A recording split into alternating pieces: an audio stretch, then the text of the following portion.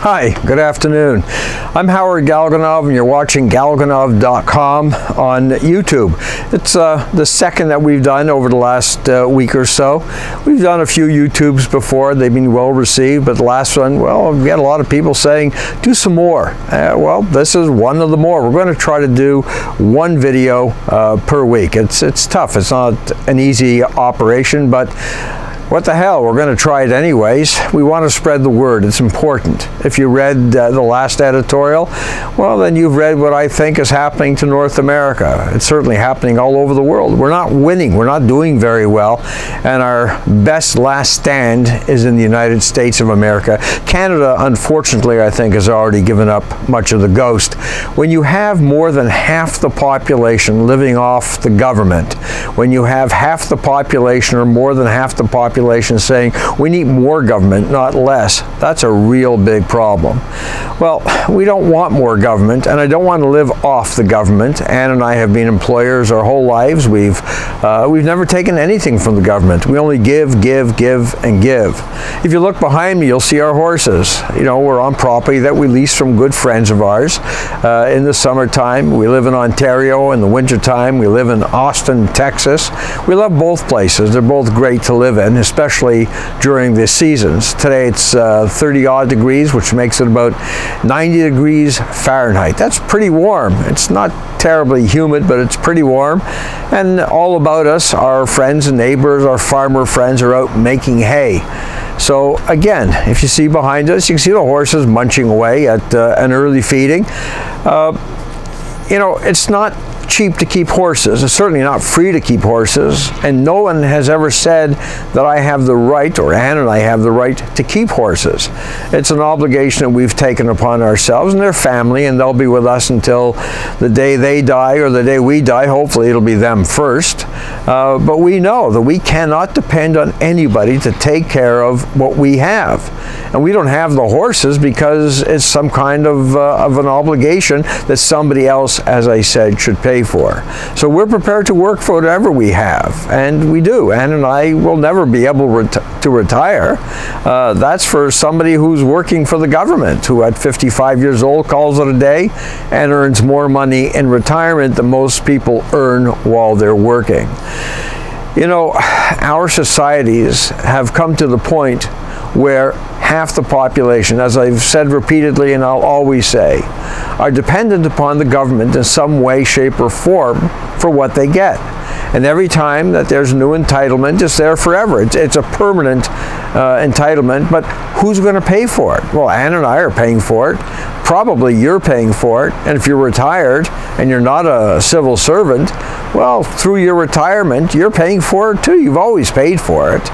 It's the people who get something for nothing, that pay for nothing at our expense, and it's killing us. So if you saw the last editorial, or if you read rather the last editorial, we're not doing well. When more than half the population is in favor of more government, not less government. When half the population is living off of the government more than they're living off of their own resources, what does that say? You know, I've written extensively about Saul Alinsky, a man from the 1950s, who was he didn't consider himself a communist. I do. But he was certainly a socialist. He was certainly really very radical. And his idea of America was that it was an evil country, that it was based upon an evil concept, that freedom shouldn't belong to the people. Freedom should belong to the masses. Well, isn't that what the Republic of the United States is all against? That freedom should belong to the masses and not the individual? That people shouldn't, or should rather, be able to make their own decisions for themselves and families? That people should be able to work hard and gamble and risk and do whatever it takes to build a business for themselves and pass it down to their families, to their children? Isn't that the American dream, or wasn't that the American dream? But not anymore.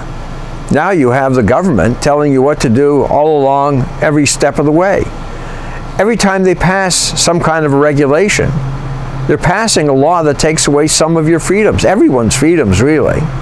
But we don't realize that. Well, conservatives realize that, but most people don't realize that. What they think is, well, these bureaucrats are doing something good for the country. Well, they're not. What's good for the country is what's good for the individual. We need our constitutions to protect the minorities, not the majorities. The majorities don't need protection. Well, maybe now they do because of the way our governments have so screwed things up. Maybe now we need more freedom. Well, we always needed more freedom, but more so than ever, because it doesn't pay to go into business. It doesn't pay to hire people, because as soon as you hire someone, that employee becomes your boss. It doesn't pay to risk everything you've got, because once you start feeling any of your success, enjoying any of your success, the government's going to walk in and take as much of it away as they possibly can. Worse than just taking it away, they're going to tell you how to run your business, and how you should do things, and how you shouldn't do things. They'll put all kinds of roadblocks in your way. This is not good. This is not the way the American founders meant it to be. It's certainly not the way it was in Canada when I was just a kid growing up after the Second World War. We all believed if we worked really hard and we played by all the rules, we're going to really do well. One day we're going to be able to buy a house, we'll get a car, we'll go on vacations, we'll have a good life. Well, now, who has a good life besides the bureaucrats? Besides the people who are guaranteed a job no matter what, come hell or high water. They're going to get tremendous salaries, better salaries than most people in the private sector. And when they stop working, well, they're going to make more money in retirement than a working family of 4 will make working nonstop. They're the ones who are going to enjoy their retirement. They're going to enjoy their cruises. They're going to enjoy meals outside. They're going to enjoy buying new cars. They're going to enjoy living in nice condos or retirement communities. They're going to enjoy all that stuff, because you and I, not only have we been paying for it while they were working, we're going to pay for it until we die, and they don't work. It's not right. One day, we're going to run out of money. Someone asked me the other day, well, at what point does it stop? And the point's simple. When we run out of money. And we're almost there. We're almost out of money. When America has almost a $20 trillion debt. But that's not America's debt. That's just a number. America's real debt, well, that happens when you sit down and you take in all the entitlements, all the pension funds, from the smallest community to the nation itself. When you take into consideration all the pensions that are going to be paid for years and years and years while people retire early. You take in all the debts from townships to states or provinces, right up to the federal government. These are enormous debts that aren't even figured into the national debt. We're there, folks. We really are. And now's the time to circle the wagons. And who am I speaking about? I'm speaking about you and me. We're the taker. We're not the takers. God forbid. We're the makers. We're the people who've done it all. We've created this country. We've carried this country. And without us, this country is not going to survive. Your country, nor mine. So now's the time for us to circle the wagons, figure out who we are, and how we're going to protect ourselves, and get ready for that day. I'm Howard Galganov. This is Galganov.com. Spread the word. I hope you enjoy the video broadcasts. Anne's my cameraman, camera woman, camera person.